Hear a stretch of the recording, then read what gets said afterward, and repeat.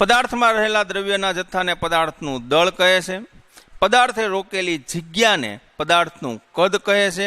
આ દ્રવ્યનું સ્વરૂપ એટલે શું, દ્રવ્યના લક્ષણો એટલે શું અને દ્રવ્યના સ્વરૂપો કેટલા કેટલા એની આપણે ચર્ચા આ પાઠના પાર્ટ 1 લેક્ચરમાં આપણે કરી હતી. ફિનિક્સ એજ્યુકેશન હબમાં આપ સૌનું હાર્દિક સ્વાગત છે. આજે આપણે વિજ્ઞાન ટેકનોલોજી અંદર પાઠ 1નો આ બીજો ભાગ, જે બીજો ભાગ સંપૂર્ણ આપણે અહીંયા આખો પાઠ 2020ના નવા અભ્યાસક્રમ પ્રમાણે સંપૂર્ણ પાઠ આપણે અહીંયા પૂરો કરશું. પહેલા પાઠની અંદર મેં તમને કીધું એ આપણે દરેક વસ્તુ જોયું છે, પણ મારો એક પ્રશ્ન છે, દ્રવ્યના સ્વરૂપ કેટલા? ઘન, પ્રવાહી, વાયુ, જે આપણે અત્યાર સુધી ભણી છીએ એના ઘન, પ્રવાહી, વાયુના ત્રણેયના તફાવતો જોઈ છે, ત્રણેયની ભિન્નતા જોઈ છે, ત્રણેયના લક્ષણો પણ આપણને ખબર છે. પણ હું એમ હાલમાં તમને એમ કહું 2020માં જો પ્રશ્ન પૂછું કે પદાર્થ દ્રવ્યના સ્વરૂપ કેટલા, ઘન, પ્રવાહી, વાયુ તો છો, એની સિવાયની બીજા બે કેટલા, એના જવાબ તમારે નીચે કોમેન્ટમાં આપવાના રહેશે. કયા બીજા બે સ્વરૂપ છે? હું તમને એક હિન્ટ આપું છું, બીજા બે સ્વરૂપ છે, પણ કયા કયા એનો પ્રશ્ન જવાબ તમે મને કોમેન્ટમાં લખજો. પાઠની બાબત નથી, જાણવા જેવી બાબત છે, એટલે એ સમજવાનો પ્રયત્ન નથી, પણ એના તમે સ્વરૂપ લખજો. એમાં એક સ્વરૂપની ચર્ચા તો ખાસ કરીને કોરોના મહામારીમાં આપણે ઘણી વખત થયેલી છે, એ પણ હું તમને હિન્ટ આપું છું. હવે આપણે પાર્ટ 2ની અંદર ચર્ચા કરશું. જે 2020માં જો સ્વરૂપો વિશે, ઘન, પ્રવાહી, વાયુ વિશે તમને ચોપડીમાં માહિતી આપી છે, પણ એની આપણે ચર્ચા આ અભ્યાસક્રમમાં કરવાની નથી. હવે આપણે ચર્ચા દ્રવ્યનું સ્વરૂપ બદલી શકાય કે નહીં, તો 100% બદલી શકાય. આપણે જોઈ છે કે બરફ હોય તો બરફને તમે ગરમ કરો, ઉષ્મા આપો, તાપમાન આપો એટલે પ્રવાહીમાં રૂપાંતર થાય. એને ઉષ્મા આપો એટલે એનું કેમાં રૂપાંતર થાય? વાયુમાં રૂપાંતર થાય. એક સ્વરૂપમાંથી બીજા સ્વરૂપમાં ચેન્જ થયું. હવે એ તે વાયુ સ્વરૂપ ને તમે બાષ્પ સ્વરૂપે જુઓ તો એમાં પ્રવાહીમાં રૂપાંતર થાય. પ્રવાહીને પાછું તમે ફ્રીજમાં મૂકો એટલે બરફ બને. આ બાષ્પ વિશે પણ આપણે ચર્ચા કરશું ડિટેલિંગમાં. તો આ એક સંપૂર્ણ પ્રક્રિયા છે કે ઉષ્મા આપતા કે ઉષ્મા તમે લેતા, આ બેયમાં જે સ્વરૂપ, દ્રવ્યના સ્વરૂપ બદલાય છે. જેમ કે ચોપડીમાં તમને આવો સરસ મજાનો કોષ્ટક આપેલો છે કે ઘન અવસ્થા, ત્યારબાદ પ્રવાહી અવસ્થા, ત્યારબાદ પ્રવાહી અવસ્થા બાદ વાયુ અવસ્થા, આ પ્રમાણે ફેરફાર છે. એમાં ઉષ્મા આપતા પ્રવાહી, એને ઉષ્મા આપતા વાયુ, ઠંડુ પાડતા ફરીથી પ્રવાહી, અને એને ઠંડુ પાડતા ફરીથી ઘન અવસ્થા. એક આખી સમગ્ર પ્રક્રિયા છે. આ કોષ્ટક યાદ રાખો એટલે તમને ખ્યાલ આવી જાય કે દ્રવ્યનું સ્વરૂપ બદલાય છે, અને આપણને ખ્યાલ આવે. આ કંઈ એટલું અઘરી વસ્તુ નથી કે મારે તમને કોઈ જાતના આમાં ઉદાહરણ આપવાની જરૂર પડે. મેં તમને એક સિમ્પલ ઉદાહરણ આપી દીધું, પછી આમાં બહુ ડિટેલિંગમાં જવાની જરૂર નથી. હવે આપણે વાત કરશું કે આને ઉષ્મા આપી, જેને આપણે કહીશું ટેમ્પરેચર. ઉષ્મા એટલે આમ ઉષ્માનો મિનિંગ થાય એક પ્રકારનું ટેમ્પરેચર, તાપમાન. તો આ તાપમાનનો એસઆઈ એકમ વિશે તમને ઘણી વાર પૂછાય છે. હવે તાપમાનનો એકમ આવે એટલે આપણે બધા લખી નાખી સેલ્સિયસ, કેમ કે આપણે આ સેલ્સિયસમાં તાપમાનમાં, પણ એસઆઈ એકમ એટલે સમગ્ર વિશ્વની અંદર જે એકમ માન્યમાં આવે. તમારે ભારત દેશમાં નહીં પણ કોઈ પણ વિશ્વના દેશમાં જાઓ અને જે એકમ બધે સર્વ સ્વીકૃત હોય, બધે માન્ય ગણવામાં આવે, એ એકમને આપણે એસઆઈ એકમ કરીએ. આપણે એની ચર્ચા એકવાર વિડીયોમાં થયેલી છે. તો તાપમાનનો એસઆઈ એકમ સેલ્સિયસ નથી, તાપમાનનો એસઆઈ એકમ છે કેલ્વિન. કયો તાપમાનનો એસઆઈ એકમ છે? કેલ્વિન. એ તાપમાનનો એસઆઈ એકમ છે, યાદ રાખજો. હવે તમે કહો સાહેબ કેલ્વિન, તો એને આપણે તો સેલ્સિયસમાં માપી છીએ, તો તમારે પરીક્ષામાં 110%માંથી 1-2 પ્રશ્નો પૂછાશે કે ભાઈ કેટલા સેલ્સિયસ બરાબર કેટલા કેલ્વિન. યાદ રાખજો 0 Celsius is equal to 273.15 kelvin થાય. મતલબ 273 કેલ્વિન થાય. 0.15 એટલું બહુ જરૂરી નથી, પણ યાદ રાખવાનું 0 Celsius is equal to 273.15 kelvin થાય. ઓકે, એટલે એ ખાસ યાદ રાખવાનું, આ તમારે યાદ રાખવો રહેશે. હવે તમને પરીક્ષામાં પ્રશ્ન કેમ પૂછાય? હું તમને એમ કહું કે ભાઈ 100 સેલ્સિયસ બરાબર કેટલા કેલ્વિન થશે, એટલે તમારે કરવાનું શું, ખાલી તમારે આ 273માં 100 ઉમેરી દેવાના, એટલે 373.15 કેલ્વિન થાય. તમને એમ કે 50 સેલ્સિયસ છે તો 50 ઉમેરી દેવાના. હવે ઈ જ તે કાન ઊંધો તમે પકડો, તમને હું એમ પૂછું કે 373.15 કેલ્વિનને તમે સેલ્સિયસમાં ફેરવો તો આમાં તમારે શું કરી નાખવાના, આમાંથી 273 શું કરી નાખવાના, બાદ કરી નાખવાના, એટલે -273.15 એટલે પાછું કેટલું સેલ્સિયસ થઈ ગયું, 100 સેલ્સિયસ. એટલે સેલ્સિયસનું કેલ્વિનમાં પૂછે, યાદ રાખજો હું શબ્દ આખી લાઈન બોલું છું. જો તમને સેલ્સિયસનું કેલ્વિનમાં પૂછે તો તમારે 273 પ્લસ કરવાના છે. જો કેલ્વિનનું સેલ્સિયસમાં પૂછે તો 273 માઇનસ કરવાના છે. આ એક લાઈન લખી નાખજો, યાદ રાખજો, આમાંથી પ્રશ્નો હશે ને હશે. ક્લિયર? પછી તાપમાનનો એક એકમ આવે છે ગલન બિંદુ. આ ગલન બિંદુ, ઉત્કલન બિંદુ મેં ખાલી નામ જ એટલે લખ્યા છે કે આની ડેફિનેશન તમે નાના ધોરણમાં ભણી ગયેલા છો. ડેફિનેશન લખ્યું હોય તો હું તમને કહું ઈત લખી નાખજો, અથવા તમને ચોપડીમાં આપેલી છે. પણ ડેફિનેશન આ પ્રકારે રહેશે કે ગલન બિંદુ એટલે કોઈ પણ ઘન પદાર્થને જે તાપમાને પ્રવાહીમાં રૂપાંતર થાય, કોઈ પણ ઘન પદાર્થ જે તાપમાને પ્રવાહીમાં રૂપાંતર થાય તે તાપમાનને તે પદાર્થનું ગલન બિંદુ કહેવાય છે. જેમ કે બરફ છે તો બરફ 0 સેલ્સિયસ જેવું બરફનું થાય એટલે ધીરે ધીરે પ્રવાહીમાં રૂપાંતર થાય છે. તો બરફનું ગલન બિંદુ કેટલું? બરફનું ગલન બિંદુ થાય ભાઈ 0 સેલ્સિયસ, કારણ કે એનું પ્રવાહીમાં રૂપાંતર થવા માંડ્યું, એને આપણે કહેશું ગલન બિંદુ. હવે વાત કરીએ ઉત્કલન બિંદુ. તો જે પ્રવાહી જે તાપમાને વાયુમાં રૂપાંતર થાય તે તાપમાનને તે પ્રવાહીનું ઉત્કલન બિંદુ કહેવાય છે. ફરીથી વ્યાખ્યા બોલું છું, લખવી હોય તો ભેગા લખતા રહેજો.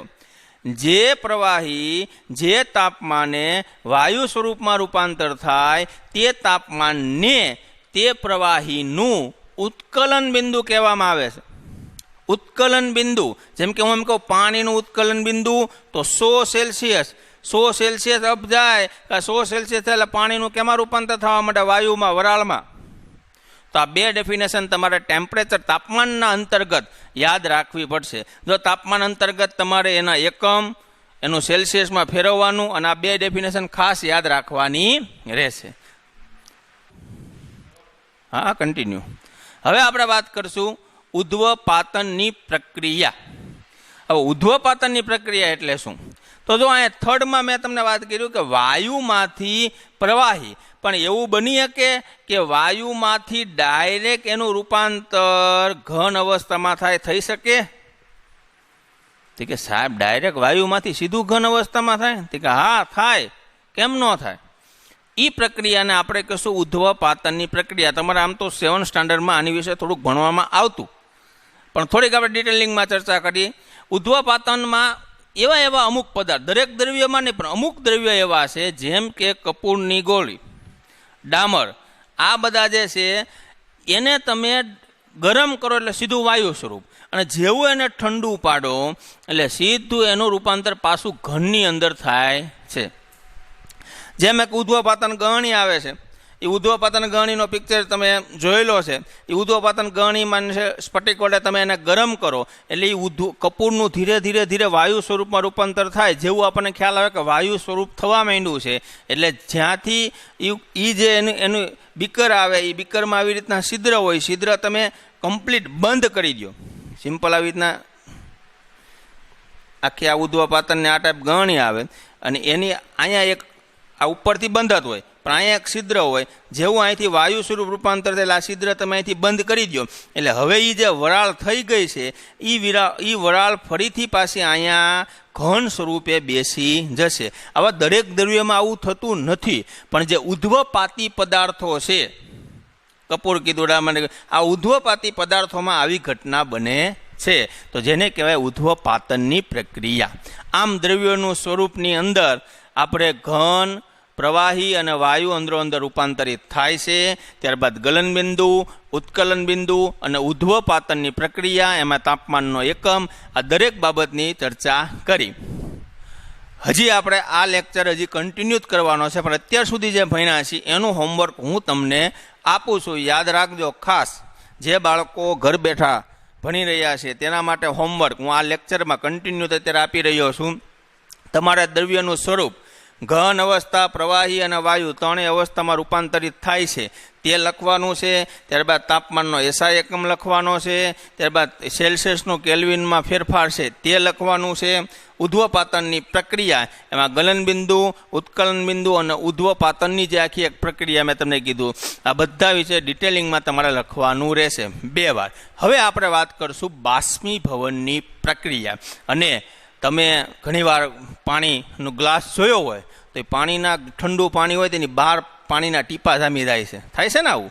એ શા માટે થાય છે? આપણે ગરમીમાં સુતરાઉ કાપડ કેમ પહેરી છે? આ ઘણી બધી બાબતની ચર્ચા આપણે હજી આ લેક્ચરમાં કન્ટિન્યુ કરશું. તો હવે આપણે જોશું બાષ્પીભવનની પ્રક્રિયા. હવે આપણે સૌએ જોયું કે ઉત્કલન બિંદુમાં આપણે જોયું કે કોઈ પણ પ્રવાહીને વાયુ સ્વરૂપમાં રૂપાંતર આપવું એટલે કેટલું તાપમાન જોવે? 100 સેલ્સિયસ. તો હવે આપણા ઘરે આપણા મધર કે બેને કોઈ પણ કપડાં જ્યારે સુકવ્યા હોય, ત્યારે કપડાં સુકાતા હોય, ત્યારે કપડાં તમે સૂકો ત્યારે ખ્યાલ હોય કે કપડાં ભીના હોય. તો એ કપડાની અંદર જે પ્રવાહી, ભીના શા માટે હોય કે પ્રવાહી હોય, એ કપડાં મીન્સ કપડાની અંદર પાણી હોય એટલે ભીનાશ હોય. તો એ જે પ્રવાહી છે એ માત્ર તમે બહાર તાપમાને મૂકો અથવા કોઈ એવા વાતાવરણમાં મૂકો એટલે સમયાંતરે એ ભીનાશ દૂર થાય છે અને કપડાં સુકાઈ જાય છે. આવું શા માટે? ત્યાં આપણે 100 સેલ્સિયસ તાપમાન આપીએ છીએ? નહીં. તો પણ આવું થાય છે. તમે એક બરફ લ્યો કે સામાન્ય કોઈ પ્રવાહી લ્યો, એ સામાન્ય વાતાવરણમાં મૂકો તો પણ એનામાં જે ઠંડક છે એ દૂર થાય છે.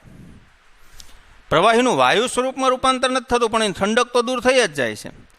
તો એનો મતલબ દ્રવ્યને તમે વાતાવરણમાં લાવો એટલે એના સ્વરૂપમાં ફેરફાર થાય છે. એના સ્વરૂપમાં લક્ષણોમાં ફેરફાર થોડોક જોવા મળે છે. તો આ જે સ્વરૂપ છે એ સ્વરૂપને કહેવાય બાષ્પ સ્વરૂપ છે, વાયુત સ્વરૂપ. વાયુત રૂપાંતર થાય પણ એને આપણે ઉત્કલન બિંદુની ડેફિનેશનમાં ન મૂકી શકીએ એટલે આપણે એને એક નવી પ્રક્રિયાનું નામ આપ્યું જેને કહેવાય બાષ્પીભવનની પ્રક્રિયા અથવા બાષ્પોસર્જન. બાષ્પ વત્તા ઉત્સર્જન. ઉત્સર્જન એટલે દૂર કરવું, બાષ્પનું ઉત્સર્જન થવું, જેને કહેવાય બાષ્પીભવનની પ્રક્રિયા. તમારા જે પુસ્તકમાં ડેફિનેશન છે, વ્યાખ્યા છે, એ આપણે ભણશું અને 2 મસ્ત કારણોનો આજે આપણે અભ્યાસ કરશું જે પણ તમારા પરીક્ષામાં પૂછાય છે. પહેલાં તો એ બાષ્પીભવનની પ્રક્રિયા. તો ઉત્કલન બિંદુથી, જો હવે શબ્દ ઉત્કલન બિંદુ એટલે તરત ઉત્કલનની વ્યાખ્યા યાદ આવી જોવે. ઉત્કલન બિંદુથી ઓછા તાપમાને 100 સેલ્સિયસ નથી પહોંચ્યું.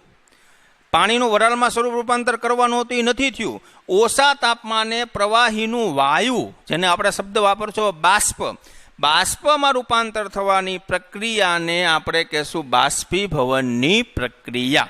ફરીથી ડેફિનેશન, ઉત્કલન બિંદુથી ઓછા તાપમાને, આ ડેફિનેશન ચોપડીમાંથી લખી છે એટલે આ જ પાકી કરવાની છે. ઉત્કલન બિંદુથી ઓછા તાપમાને પ્રવાહીનું વાયુ બાષ્પમાં રૂપાંતર થવાની પ્રક્રિયાને આપણે કહેશું બાષ્પીભવનની પ્રક્રિયા. હવે તમે 2 કારણો આની ઉપરથી આપણે જોશું એટલે તમને આમાં ડિટેલિંગમાં સમજાઈ જશે કે ગરમીના દિવસોમાં આપણે સુતરાઉ કાપડ શા માટે પહેરીએ છીએ? ગરમી હોય એટલે આપણે એમ કે સુતરાઉ કાપડના કપડાં પહેરવા જોઈએ. શા માટે? બાષ્પ એટલે એક પ્રકારનું કોઈ પણ ગરમીના કારણે એનું પ્રવાહીમાં ધીરે ધીરે રૂપાંતર થતું, એમાંથી બાષ્પમાં રૂપાંતર થવું, એક આખું એની એ પ્રકારની એક પ્રક્રિયા થાય છે. હવે આપણા શરીરમાં એક સિસ્ટમ છે કે જ્યારે આપણે ગરમીમાં હોય એટલે એ જે પ્રવાહી છે, જે આપણે સતત પાણી પી, એ પ્રવાહી છે પરસેવા મારફતે દૂર છૂટે. એટલે પરસેવો થાય ને, એ પરસેવાનું ધીરે ધીરે ગરમીના કારણે એનું રૂપાંતર બાષ્પમાં થાય. હવે જો આપણે જાડા કપડાં પહેરી તો એક તો ગરમી ઉપરાંત પરસેવો થવો, એનું જ્યારે બાષ્પમાં રૂપાંતર કરવાનું હોય ને એ થાય નહીં. એના કારણે ગરમીનું પ્રમાણ અંદરો અંદર વધે અને ધીરે ધીરે પ્રવાહી સ્વરૂપ એટલે કે આપણા શરીરમાં ભીનાશ થવા માંડે. ઘણા એના વાળા જાડા કપડાં ગરમીમાં પહેર્યા હોય એટલે કપડાં ધીરે ગરમ આમ ભીના થવા માંડે. આપણે એમ થાય કેમ કે ભાઈ સુતરાઉ કાપડ ન પહેર. સુતરાઉ જો કાપડ તમે પહેલો તો એમાં એવી સિસ્ટમ એ કાપડમાં એક એના લક્ષણ છે કે એ જે અંદર આપણા શરીરનો પરસેવો થાય એનું અભિશોષણ કરે. અભિશોષણ કરે એટલે કે એને બાષ્પને બહાર આવવા દે. બાષ્પને બહાર આવે ને એટલે એ બાષ્પના કારણે શરીરનું ટેમ્પરેચર અથવા બહારનું ટેમ્પરેચર ઠંડુ ને ઠંડુ રહે. કે એમાં બાષ્પ છે એટલે વાયુ સ્વરૂપ થાય એટલે ભીનાશ તમારા શરીરમાં તમને વાયુ સ્વરૂપ રૂપાંતરિત થશે, જેના કારણે તમારા શરીરનું ટેમ્પરેચર જે તમે કપડાં પહેર્યા છે તે ભાગનું ટેમ્પરેચર માફક રાખશે. તેમાં બહુ વધારો નહીં થાય, તમને ગરમીનો અહેસાસ નહીં થાય. આમ સુતરાવ કાપડના અભિશોષણના લક્ષણને કારણે ગરમીના દિવસોમાં આપણે સુતરાવ કાપડ પહેરવાનું નક્કી કરીએ છીએ, કે સુતરાવ કાપડ પહેરવાનું સૂચનને માનીએ છીએ. આ એના સુતરાવ કાપડના લક્ષણના અને બાષ્પના પ્રક્રિયાના કારણે આ વસ્તુ કરી છે. બીજો એક તમને મસ્ત સરસ મજાનું કારણ કે બરફ જેવા પાણી હોય, ઠંડુ પાણી હોય, એટલે એ પાણીને તમે આમ તરત કોઈ પણ વસ્તુ ઉપર મૂકો એટલે તમે જુઓ તો બરફની પાણીની બહાર તમે જુઓ ને તો મસ્ત ભીનાશ થઈ ગઈ હોય, પાણીના ટીપા જામી ગયા હોય. હવે પાણી અંદર છે, ગ્લાસ મજબૂત છે, તો આ પાણી બહાર આવી ગયું, ઉલ્લીને બહાર આવ્યું? ના. તો એ પણ એક જાતનું બાષ્પનું સ્વરૂપ. કઈ રીતે? ન્યા કેમ બાષ્પ ઇફેક્ટ કરે છે? તો જો બરફ અંદર પાણીનું તાપમાન કેવું છે? ઠંડુ. બાહ્ય તમે લાવીને મૂક્યું, ત્યાં તાપમાન ફ્રીજ જેટલું ઠંડુ હતું નહીં. ફ્રીજનું ટેમ્પરેચર અને બાહ્ય ટેમ્પરેચરમાં ફેર પડી ગયો. એના કારણે બાહ્ય તાપમાન જે અંદરનું તાપમાન છે બાહ્ય તાપમાન સાથે સમતોલન સાધશે. એની એ ટાઈપ સમતોલન સાધવાનો પ્રયત્ન કરશે, એની પ્રમાણે અનુકૂલન એને થવું પડશે, કારણ કે બાહ્ય તાપમાનની એની ઉપર અસર પડશે અને એના કારણે એ અંદરના પ્રવાહી બાષ્પ સ્વરૂપે બહાર છૂટે અને એ બાષ્પ સ્વરૂપે બહાર છૂટે એ વાયુને અમુક ટકા ટેમ્પરેચર અથવા અમુક ટકા ગરમી મળતા એનું ધીરે ધીરે ઉષ્મા એમાંથી ખેંચી લેતા એનું ધીરે ધીરે પ્રવાહીમાં રૂપાંતર થાય અને બાષ્પને ફરીથી પ્રવાહી સ્વરૂપે જોવા આપણને મળે. કારણ કે ઉષ્મા તમે જ્યારે લ્યો ત્યારે વાયુમાંથી પાછું કેમાં રૂપાંતર થાય છે? પ્રવાહીમાં. બાષ્પ એટલે વાયુ. જેવું ટેમ્પરેચર એની જે ઉષ્મા હતી એ ઉષ્માને આપણે દૂર કરી એટલે ધીરે ધીરે એનું રૂપાંતર કેમાં થયું? પ્રવાહીમાં થયું. આમ તમે કોઈ પણ ગ્લાસ હોય એની બહાર આવી રીતના પાણીના ટીપા જામેલા જુઓ તો એમાં નવાઈ નહીં પામવાની. એ પણ એક બાષ્પની પ્રક્રિયા તમે જોઈ રહ્યા છો. અને ગરમીમાં કોઈ એમ કે સુતરા કાપડ પહેરો તો એમાંય નવાઈ નહીં પામવાની, કારણ કે એ પણ એક પ્રકારની બાષ્પની પ્રક્રિયા છે. આમ 2020ને આધારિત ચેપ્ટર નંબર 1ના દરેક મુદ્દા આની અંદર આવી ગયા છે. આની સિવાય તમને કોઈ પણ જાતનું પરીક્ષામાં બાળનું નહીં પૂછાય. તમારે હોમવર્કની અંદર આની પહેલાં જે મુદ્દા લખ્યા એની મેં તમને એ હોમવર્ક કીધું વચ્ચે શરૂ લેક્ચરમાં. આની ડેફિનેશન અને બંનેના કારણો 2 વાર તમારે લખવાના રહેશે. જે બાળકો ઘર બેઠા ભણી રહ્યા છે તેના માટેનું ચર્ચા કરું છું. મૂલ્યાંકન રિઝલ્ટ ત્યારે જ આવશે જ્યારે તમે લેક્ચર સંપૂર્ણ જોશો. ત્યારબાદ જે તમને વર્ક દઈ વર્ક કરશો અને એને તમે પાકું કરશો તો જ મૂલ્યાંકન શિક્ષણ સિદ્ધ થાય અને તો જ રિઝલ્ટ આવશે. હજી ચેનલ આપણે સબસ્ક્રાઈબ ન કરીએ તો સબસ્ક્રાઈબ કરી નાખજો. અસ્તુ.